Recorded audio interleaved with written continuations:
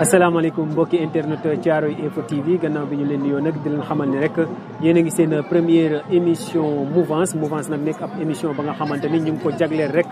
li nga xamante ni moom moo di mouvement yi association yi amicale yi lépp la nga xamante ni daal day liggéey ci wàllum développement. tey jii nag sunu première émission mouvance ñu amal kaak ASC Gouy Gui ci loolee nag sax ñoom waa ASC Gouy Gui dinañ fi dalal ku ci mel ni Abdoulaye Camara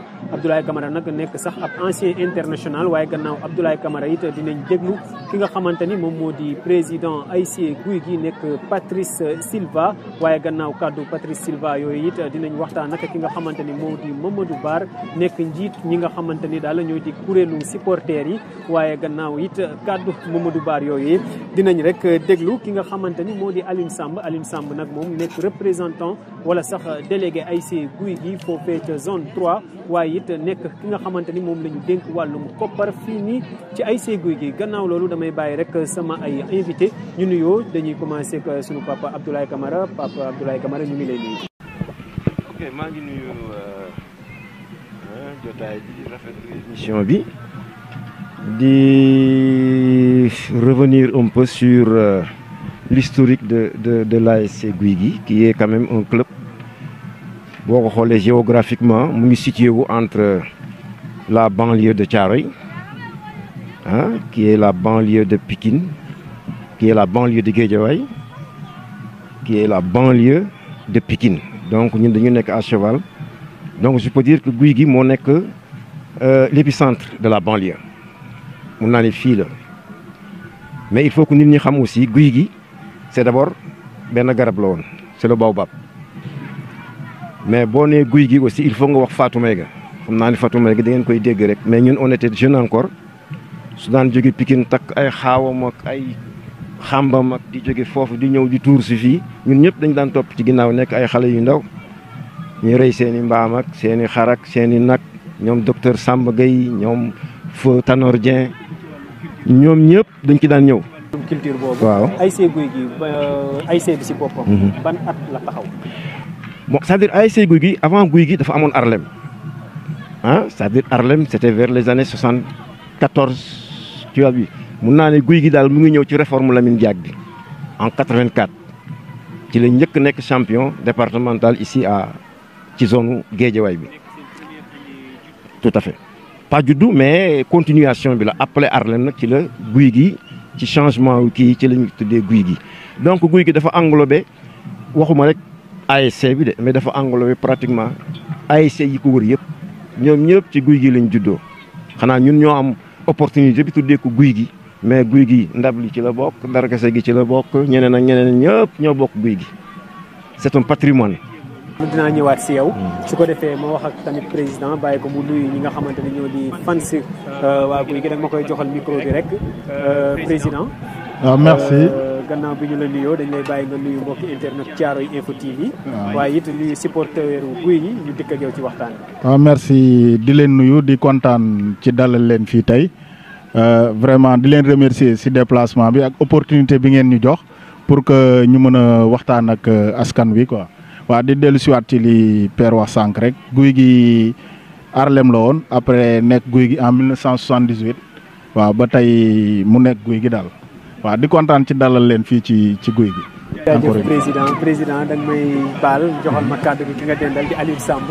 Alioune Samb moom moo nekk délégué ASC bi su ma juumul foofee ca zone 3 Alioune Samb it moom moo nekk ki nga xamante ni moo di président commission finance bu ASC Gouy Gui Alioune Samb ñu ngi lay nuyu bàyyi la nga nuyu mbokki internet Thiaroye Info TV waaye it nuyu seen i ay supporters. waaw salaamaaleykum yéen ñi nga xam ne yéenay suivre émission bi nga xamante ne ñu ngi koy tàmbali fii ci Gouy Gui di nuyu tamit ñi nga xam ne ñoom ñoo ñu fekk si tey ñuy waa Thiaroye TV. donc man maay Aliou Samb nekk délégué ASC Gouy Gui au niveau de la zone 3 tey am nañ kontaan lool bi nga xam ne émission bu njëkk bi fii ngeen ko defee ci ASC Gouy Gui kon ñu ngi leen di dalal ak jàmm incha allah après ñu xus ci waxtaan bi quoi. jaajëf Alioune Samb dañuy nuyu nag ki nga xamante ni moom moo yor mbumbaay beeg yu ni mel yooyu yëpp ci biir nekk Mamadou Bar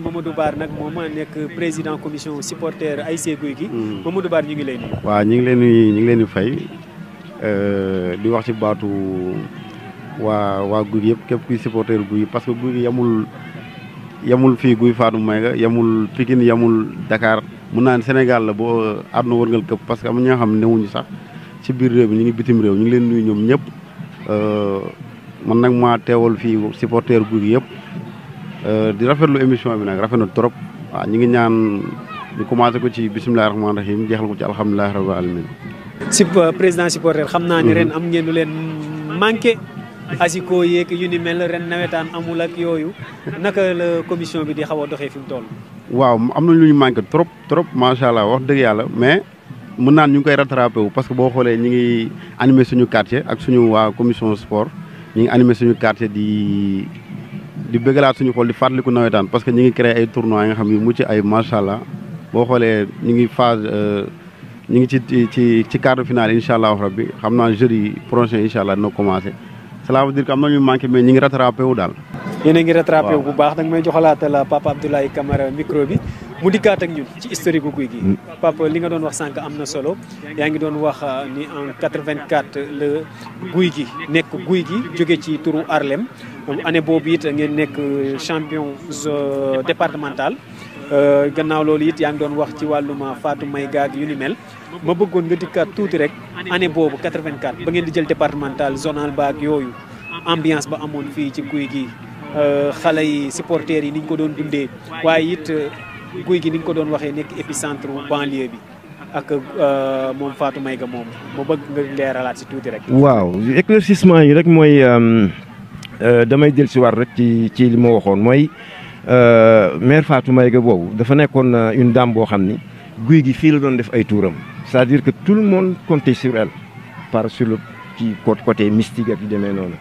donc ñun on était encore très jeunes dañ ko doon suivre mais ni ñu ko doon suivre yi tamit c'est par rapport aussi à nos intérêts parce que boo fi ñëwee di nga lekk di nga naan di nga fecc di nga tëgg di nga def lu ne donc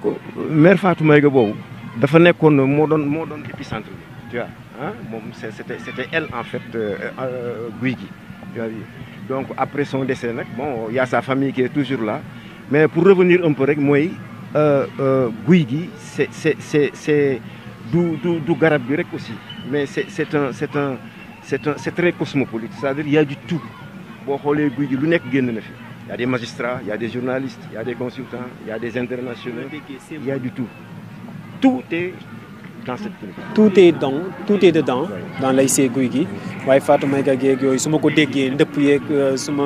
ko déggee mu mel ni Gouy Gui laataa sax ASC football bi daa yor wàllum culture ba nga xamante ni c'est différent ak par rapport ak yeneen ASC yi. c'est totalement différent effectivement parce que c'est ci cosaan bi la ah parce que ñun ci ñu fi njëkk a ñëw la ñu nekk mais fii la ñu fekk garab bi. daa mel ni kon Fatou Maïga joué na ci départemental 84. On l'a toujours sollicité elle était toujours avec nous de waaw bu ñu jaaxle dem seeti ko waaw mu def la ñu li ñuy def yëpp a yëngu moom koy lépp ngi ci biir ba léegi nag ba ëllëg ba gannaaw ëllëg loolu moom bokk na ci tradition bi waaw mais dans le fond Gouy Gui aussi il y a la formation. structuration bi en 84 structuration Gouy Gui naka la doon doxee discipline beeg yëpp. Il y avait de la discipline parce que suñu ñun mun naa ne man j'étais le plus jeune boo xam ne en cadet danañ ma yóbbu sax en senior maa gënoon nekk xale mais ñi fa nekkoon ñoom Mamadou Ly ñoom Pa El Hadji Ndaw ñoom Djibi Diaw ñooñu doon encadré mais c'était des gens qui étaient venus d'horizons divers parce que ay sancaan la ñu woon. waaw j'étais encore très jeune. Enfin 84 fekk na voilà mais bien avant 84 non c'était bien avant 84. Bien avant 84 parce qu'en 82 déjà j'avais gagné la Coupe du Sénégal donc j'étais quand même senior. waaw avec le Jaraaf.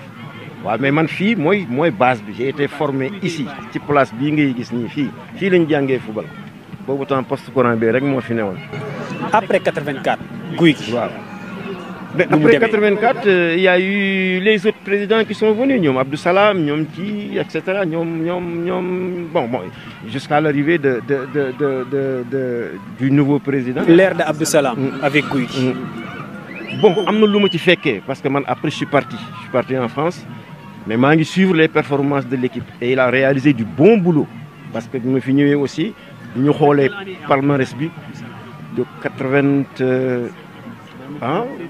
c'est bon kooku c'est devenu récent mais depuis l'arrivée nag de Patrick il y a eu un grand changement c'est-à-dire dans la méthodologie dans la structuration dans les projets et voilà, une toute nouvelle vision, c'est le mot. Président Silva, avalal ma ko micro bi mon père.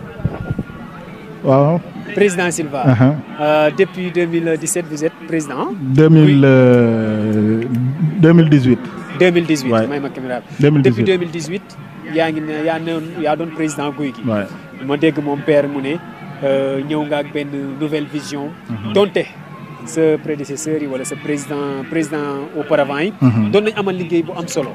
naka nga gisee continuité boobu ak xalaat bu bees gi nga amaat nu mu la dikkee ak nan la ko sa ASC appréhendé. Bon, merci. À vrai dire, la vision Bimiwak,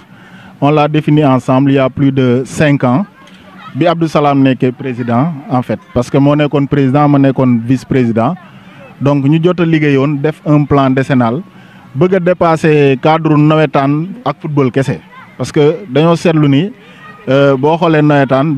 football. Si nous avons football, après nous avons fait une histoire, une suspension, après nous avons à zéro. Donc, nous avons fait une journée d'études et à partir de cela, nous avons dégagé un plan décennal. Nous avons fait le toll, mais si nous avons fait un fukki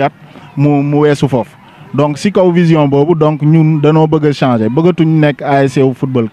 Nous devons faire football, mais aussi def développement. Waaw, parce que aussi, si nous regardons si nous localité, nous avons infrastructure manquée, éducation, nous te yàlla may nañu force boo xamante ni ay jeunes yu président si wàllum développement boobu nga wax depuis 2018 yaa nekk président ñaari at rek la fi mu toll apparemment ñuy dugg si ñetteel bi développement boobu nga wax en tant que président ban projet nga apporter wala nga mettre en place mettre en œuvre en ce moment ak sa ASC. Bon, en ce moment ñu ngi nekk di finaliser ci phase finalisation la ñu nekk war a jàll ci phase réalisation benn projet multiservice bu ñu am fii nii ci poste courant bi waaw multiservice bu ñu am ak restauration maanaam benn point business lay doon boo xamante ni day am restauration rapide ak multiservice donc ñu ngi ci phase de finalisation bi espace bi occupants yi la ñu war a tuxal feneen ñu ngi ci ànd di liggéey ak mairie bi actuellement nii quoi ci loolu lañ nekk mooy premier projet bi ñu teg en place ñu ngi liggéey bon di profiter ci année bii nga xamante ni nawetaanuñu def focus ci projet boobu bëgg fii ak décembre daal incha allah bu espace bi libéré woo ñu réaliser ko incha allah. voilà ci wàllum projet boobu yaa ngi wax sànq ci wàllum ay violence ak yu ni mel. ba bëgg nga joxal ma tuuti rek sama président supporters yi di leen fàttali ni rek yéen a ngi seetaan mouvance nag comme ni ma leen ko waxee léegi ci tàmbali gi nekk ab émission ba nga xamante ni dañ kaa jagleel rek ñi nga xamante ni moo di mouvement yeeg association yi fi mu toll nag damay jàll rek tey jii ma leen di fàttali it ñu ngi dalal ASC Gouy Gui nekk suñu première édition wala suñu première émission mouvance moo fas yéenee nag jàkkaarloo ko Mamadou Bar mu wax ma nag ak supporter Mamadou Ba dégg naa ñu ne waa Gouy Gui dañoo sikk non coow guddi coow bëccëg mooy loolu quoi non kuy taseeg ñoom doo nelaw non sikkuñu c'est que dafa fekk ku boot bukki xaaj bawlo rek macha allah xam nga ñun dañoo populaire te mën na ni des fois dafa am ñoo xam dañuy rax te bokkuñu ci ñun te loolu gëm naa ni ak xeex bi ñi commencé depuis ci leer salaam ba léegi yàlla mu ngi ci suturaal daal parce que boo xoolee Gouy Gui ci ñu ko daan dégg yu bëri déggatuñ ko ci ndeket dañu daan tax mais loolu lañu dem ba xam ne ñun am ñoo xam ñu ngi dugg ci ñun te bokkuñu ci te xam nga mbooloom lu ko rax dafa yomb noonu la demee woon mais ñun sikkuñu violent wuñu ñun daal Modou yaa ngi koy jiñaat dañ leen daan rax dañu daan rax parce que malfaiteurs yi ñi ngi fépp ñii dañuy gàmm ñii di raas yoon waaw comme ni ñu koy waxee rek comme ni ko wolof di waxee mais gannaaw loolu ñu daan dégg Gouy Gui ASC Gouy Gui ci ay coow yàlla dogal ñu am xalaat jiital la pour supporters yi moo nekk nag liggéey ba nga xamante ne liggéey bu rëy la pour nga ñëw génne loolu indi benn esprit fair play et cetera yan projet nga teg yan xalaat nga teg ba samp ko ba tey ji ñu dégg ñu naan Gouy Gui Gouy Gui kat nañ meloon démb ak bërki démb melatuñ ko tey waaw loolu yëpp tout est à la base de la communication lépp communication la parce que bu ñu ñëwee dañoo ñëw créer benn panel et benn groupe en juillet 2017 benn groupe WhatsApp képp ki nga xam ne amoon nga lu la metti comme li naan réeroo amul ñàkk waxtaan moo am képp koo xam amoon nga lu la metti nga dugg ci groupe bi nga wax li nga xam ne moo nekk sa xol gars yi expliqué la lu la xam ne moo lëntoon sa xel gars yi leeral la ko lépp ñu ngi ciy sant na ñi nga xam ni ñooy suñu dirigeants yi parce que boo xoolee ku mel ni Salam ku mel ni Patrice Silva ñoom dañoo ñëw gën ñu woon àdduna parce que mën naa ni lu bëri fii lañ ko xamee ci guy gi ñun dañ doon tëñëx nekk ñun xamuñu dara ci àdduna dañuy nekk ci groupe boo naree wax sax am grand yu baax yu mel ni Pape Fall dañ lay jël ci suuf ne la waxeel nii duñu orienté Patrice nañ koy sant de passage parce que modérateur la wax dëgg yàlla mën naa ni buñ demee bay guy gi dem bay demee xel di demee calme moom joué na ci rôle bu am solo daal. mu mel ni wax nga ko communication moom moo réglé lépp. waxtaan. comme ni nga ko waxee waxtaan amul ñàkk réeroo amul ñàkk waxtaan a am. léegi da nga may joxal micro bi rek suñu wàllum finance bi suñu président finance bi waaye balaa loolu président finance nga may ma rek ma fàttali ni yéen a ngi seetaan mouvance nag nekk ab émission ba nga xamante ni dañ koo jagleel rek li nga xamante ni moo di association yeeg mouvement yeeg yu ni mel di leen fàttali ni it yéen a ngi rek seetaan Thiaroye Info TV di leen xamal ni rek mën ngeen ñoo topp ci www.thiaroyeinfo.net waaye it ku bëgg rek ñu invité la mouvance wala AIC wala association wala sax ab mouvement bu bëgg rek ñu invité la fii ci mouvance mën nga rek ñoo jot si 77 036 06 74 wala 77 777 88 65 di leen xamal ni mouvance lii di Thiaroye Info TV it mën ngeen ka suivre seen chaîne YouTube bu bees tàkk la di dox si li ngeen bëgg président finance ma dikk ak yow ci koppar gi dégg naa ñu ne poche yi fees na de ASC Guy gi moom dégg naa ñu ne fi mu toll est-ce que pour fédération xaalis mais yow nga jiite wàllum finance fii ci Guy gi ngeen di teg ay projet loolu naka lay dikki dugg xaalis bi dugg bee génn bi nga nekk ndaw ci koñ bi mag ñeeg ñooy léeg-léeg ñu ne voilà gan mi ngi sol ay kos mi ngi takk cravate naka lay demee waaw loolu moom buñ nee nawetaan ne xaalis mais yaakaar naa ne xaalisu nawetaan yaakaar naa ne gisoo nawetaan fenn fa nga xamante ne fa la ñu amee ay fonds fenn fa nga xamante ne fa la ñuy jëlee fonds nawetaan fonds bu njëkk bi muy cotisation des membres donc loolu yaakaar naa ne mooy ressource ASC bu njëkk yeneen yi ñëw mooy le président surtout les présidents ñoom ñoo ciy gën a sonn ñoom yaakaar naa ne lépp lu am rek ñoom la ñuy fëgg donc buñ nee am na xaalis donc loolu damay jaaxal waaw parce que ñun ñi nga xamante ne ñoo nekk foofu balaa équipe de préparer rek yaakaar naa ne foog nga dugg fu nekk donc ressource bu njëkk bi mooy cotisation li nga xamante ne mooy membre CD bi yeneen yi mooy ñi nga xam ne ñu nekk bitim réew di ñu jàppale donc yaakaar naa ne loolu mooy ressource ASC mais. ci wàllum finance boobu yaa ngi wax ay cotisation moom mooy tax kees bi am dara du genre affaire yooyu mais. ñu gis ni nawetaan gars yi dañoo bëgg wër kër yu baax ba taluñu liggéey taluñu mooy loolu quoi projet yi sax léeg-léeg day xaw a tardé quoi ndax lan kër yu baax yi kër sëriñ bi et cetera mais est-ce que du jar en tant que yow mi yor wàllum finance nga fexe la nga xamante ni dafay jural Guy gi au lieu que nga xam tout le temps da ngay génn rek dem jox membre yeeg yooyu ngeen gën a miser si football bi voilà loolu nga wax dëgg la moo tax booy seet sànq le président wax na ko ci biir waxam ñun mooy ni ñu doon def rek da ngay dajale xaalis après dem jox ko sëriñ seeg yooyu ñu xool ne nawetaan bi nekkul football bi rek am na leneen la nga xamante ne nawetaan développement la ñu war a def léegi mais waratuñ def nawetaan football rek bu yem ci football moo tax le président ak membre yi nga xam ne ñoom la ñu àndal ñu ne nañu bàyyi nawetaanu sëriñ comme nawetaanu sëriñ ñi ma ko mën a waxee mooy liggéey xaalis rek jox ko sëriñ léegi nañu xool nawetaan bi léegi lan la mën a jural ci ñi nga xam ne moo nekk ci ASC bi moo tax ñu mettre en place benn point business ba nga xam ne dinañu permettre ñu suqali koñ bi suqali jeunes yi nga xamante ne ñu ngi fi peut-être amuñu liggéey ñu xool naka la ñuy def ñoom ba ñu am ci liggéey daal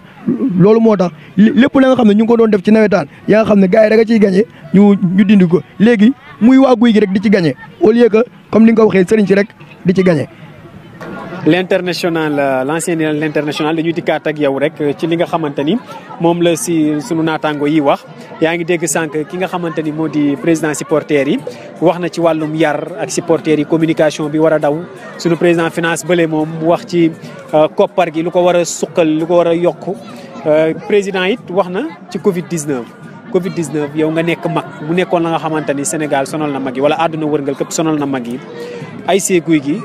jug teg ci ay projet naka la ko mag ñi. Covid-19 bi dafa am nu mu impacté woo ci société bi yëpp muy ci wàllu sport muy ci wàllu économie muy ci wàllu fu nekk la laal mais nag ci côté nawetaan bi dafa am nag loo xam ni daf ko fa indi mooy cette année on a constaté que nawetaan amul ñun de notre côté au niveau de Gouygui am na constat aussi bu ñu def mooy wax nañ ko léegi mooy nawetaan bi dafa sonal équipe bi trop parce que ñun def naa ni zone 3B amende yi ñuy def Gouygui moo ëpp yi ñuy def ci yeneen équipe yi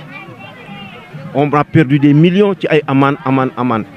te boo xoolee nawetaan aujourd'hui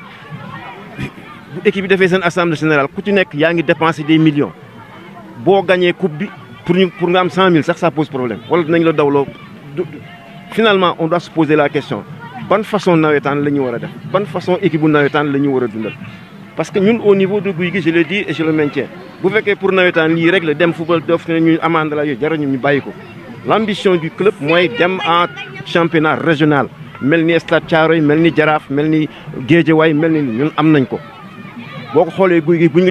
rassembler nos différentes ASC fii ak 5 ans mun nañu am équipe de première division ndax fii kër goo dem di nga fa gis Laye Camara di nga fa gis Neymar di nga fa gis Pelé di nga fa gis Maradona fii yëpp y a que des joueurs ñëpp mun football problème bi yëpp c'est un problème d'organisation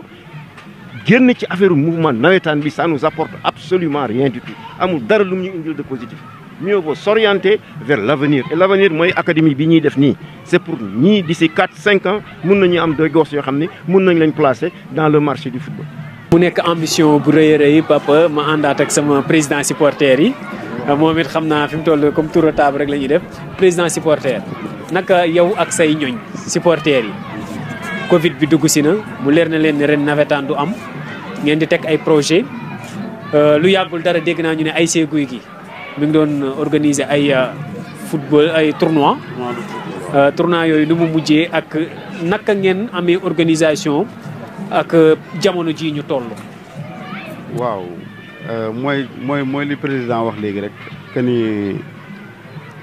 jël nañ matukaay yi nga xam ne moom fi la suñu doole yam partage nañ ko ak suñu waa commune du ma ni waa Guy Fatou Maïga rek mais dama ni waa commune de Djiddah Thiaroye Kaw parce que boo xoolee jël nañ suñuy moyens yu ñu am yu as néew yu ñu am defar ci ay masques defar ci ut ci ay gel ut ci jumtukaay yëpp daal yi nga xam ne pour Covid bi la teg ci tamit di sensibiliser leneen li mooy li ñuy def pour organiser tournoi bi mooy lépp dañuy respecté waale barrières yi quoi mesure de barrières yi ak suñu waa commission sport daal di leen jaajëfal ci côté boobu parce que lépp ñoom la quoi waaw jaajëf. joxal ma finance. waaw xanaa di nga dugal di nga ñëw Thiaroye Info bokkal ñu benn enveloppe tuuti quoi. amul benn problème. incha allah ok léegi nag Covid bi dugg si na. mon père wax na ko léegi mu am lu mu laal leen trop yéen waa ASC Gouygui. waaw bu ñu sukkandikoo ci kàddu père Ablaye. Covid bi laal na leen trop naka ngeen mën a def ba dabuwaat loolu. waaw laal nañu lool sax mais taxul ñu bàyyi ba léegi parce que booy seet comme ni ma ko waxee sànq sama njëlbéen wax rek ñun suñuy cotisation mensuelle ñu ngi koy gérer ba léegi mooy membre CD yi ma la doon wax ñooy cotiser ba léegi donc lépp la nga xam ne ñu ngi ko doon def comme bi nawetaan amee bu activité amee ba léegi ñun ñoo ngi koy gérer daal en tout cas ñu ngi waajal comme ni ma ko waxee sànq rek nee naa la nekkatuñu nawetaan ba nga xamante ne nawetaanu dugal ci poos yi génne ko léegi mais nawetaanu bonne gestion lañ jëm quoi léegi. nawetaanu bonne gestion président xam naa yow it nga joxe sa kàddu gu mujj. waaye fi may dikk ak yow. moom mooy mon père tout à l'heure mi ngi am ambition bu rëy. pourquoi pas ASC Gouygui nekk benn équipe benn club de championnat. loolu cahier de charge. moo koy indi. président ban gis-gis nga si am. waaw moom laa la wax ci njëlbéenu waxtaan bi nee naa la ñun dañoo defoon benn plan décennal wax ni dañuy def projection sur 10 ans liggéey wuti loolu quoi donc comme ni mu ko wax loolu mooy suñu ambition ultime waaw li ñuy ñaan yàlla moom mooy màgg ba yegg foofu daal waaw comme li mu wax nii léegi nag looloo waral ñu teg en place suñu académie bi commencé ci liggéey d'ores et déjà pour jéem a avancer xool ci kanam fan la ñu mën a yóbbu ASC bi mais suñu ambition ultime loolu la bon pour ne pas être long li ñu desee si temps bariwul bëggoon jox